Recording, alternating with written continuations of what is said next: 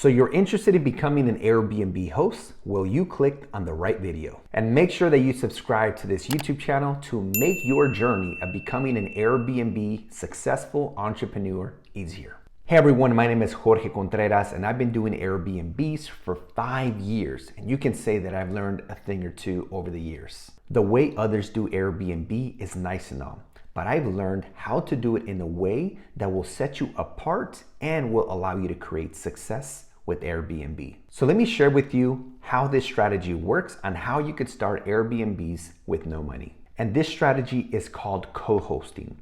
It is the process where you manage other people's Airbnbs and you get a percentage of all of the revenue that comes in.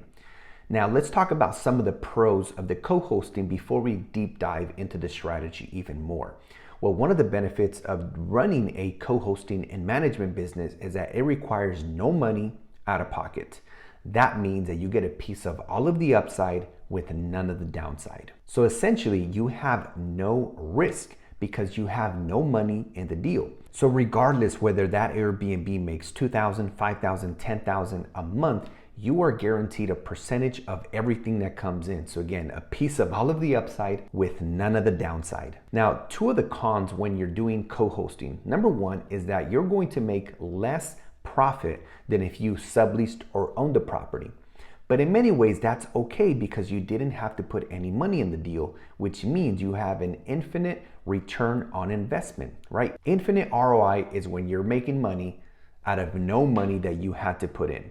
That's very powerful because think about it. How many Airbnbs can you generate passive income from if they require no money out of pocket?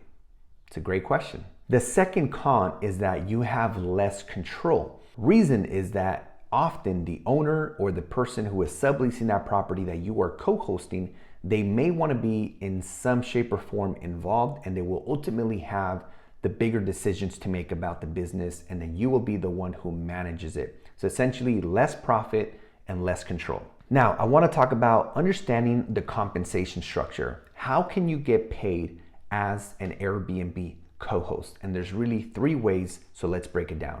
We have acquisition, launching, and managing. In the acquisition phase, once you become really good at understanding how to calculate the potential return on investment for Airbnbs, whether it's for purchasing or subleasing, you as the co-host and manager can actually help the person buying or subleasing the property acquire it. So for example, if you understand the purchasing side of the business, maybe you have real estate, experience as an agent, or you know someone who does. Well, you could actually help people decide which properties to purchase. And by doing so, you can actually charge them a flat fee up front in order to help them analyze and decide which properties make more sense and which one will give them a better return on investment for this purchase. Or let's say you're helping someone manage who's going to be subleasing the property. They're going to be subleasing it, but you're going to be the one managing it. Well, what if they don't know how to speak to landlords, or they don't know how to find the properties and how to look at the data softwares in order to determine which ones make more sense? Well, you could charge them an acquisition fee. What if you called the landlord on their behalf and you actually pitched the subleasing strategy for them? What if you were the one who did all the analyzing, again, looking at the softwares, looking at existing performance of other Airbnbs similar to the one they want to get? Again, you can charge an acquisition fee on the front end. And that acquisition fee could be anywhere from $700 upwards to $2,000, just depending on the scope of work and how much time is going to be needed. The second way is the launching, right? Often people will want some help on coming up with a furniture list, a decor strategy, a theme strategy, and maybe the physical aspect of setting up the property.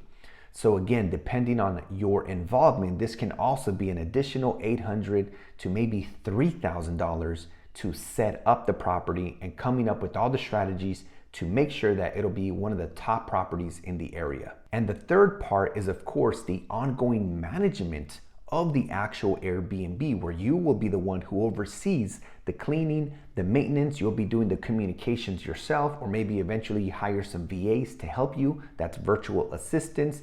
And that's really helpful when you have, say, 3, 4, 5 and beyond, and it starts to become like a lot of work. You can start to delegate the communication, but at the beginning, I do recommend that you do it yourself so that you can learn the business. It's difficult to delegate something that you are not familiar with. So typically for a management fee, it's anywhere between 10 to 30% of the total revenue.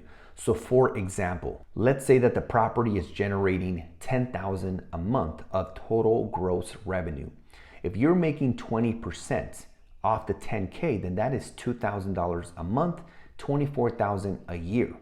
And let's say you're charging 10% on the same property. So now that would be $1,000 a month, which is $12,000 a year. Now again, this is really awesome because you didn't have to put any of your money into the property. So by watching my videos here on YouTube, it will help you get familiar and get educated so that you know how to communicate and how to find people that you can actually co-host for. The next thing that I want to go over is the contract. What should the co-hosting contract look like? So here are a couple things that should be included in the contract. So first, it should have a start date and an end date, because without that, it wouldn't be a contract. The second thing that should be included is what's going to be the payments, the compensation, what percentage of the revenue.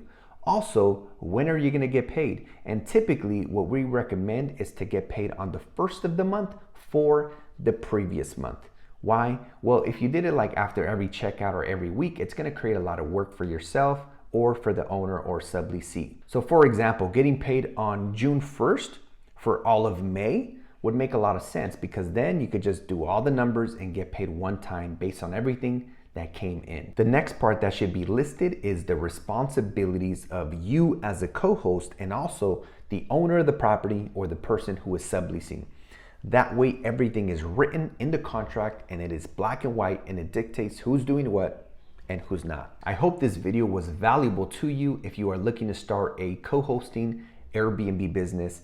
And again, the other two strategies are subleasing, right? That's when you rent property and then launch it on Airbnb. And then we have purchasing, where you actually buy property to create long-term wealth. And I do have other videos here on my YouTube channel where I cover those strategies in depth, so make sure you check them out as well. And if you want more help on launching a successful Airbnb business without making all the mistakes yourself and without having to go through the learning curve, I do often host live Airbnb webinars. Just check on the description down below, and I hope to see you there. Now, before you go, make sure you hit that subscribe button and the notification bell, and check out this video above on how to get better reviews for your Airbnb.